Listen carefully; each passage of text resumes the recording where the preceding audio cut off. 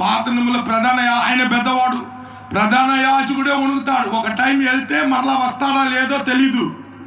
దేవునికి స్తోత్రం కలుగును అనా. ఈనాడు దేవునికి స్తోత్రం.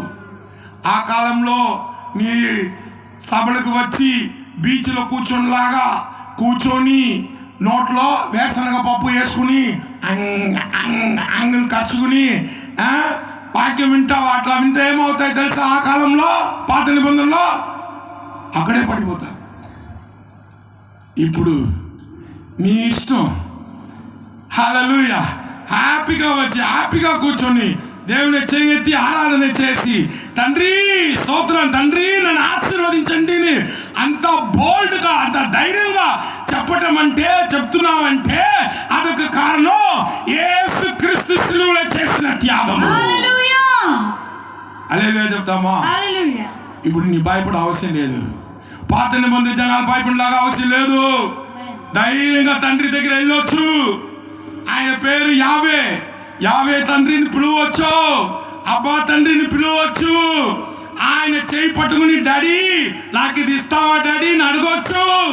హల్లెలూయా, హల్లెలూయా. ఎందుకు? తెర చినిగిపోయింది. దేవునికి స్తోత్రం కలుగును గాక. చప్పట్లు కొట్టవా? ఎంత గొప్ప కార్యం యేసయ్య మనకు చేశాడమ్మా. దేవునికి స్తోత్రం కలుగును గాక. హల్లెలూయా, హల్లెలూయా, హల్లెలూయా. తమిళ్లో ఒక పాట పాడతాను. ఇందే క్రీస్తు. తమిళ్లో ఒక పాట పాడతాను. వీడేంటి అరవం అన్ని తెలుగులో పాడుతున్నాడని అనుకోవద్దు.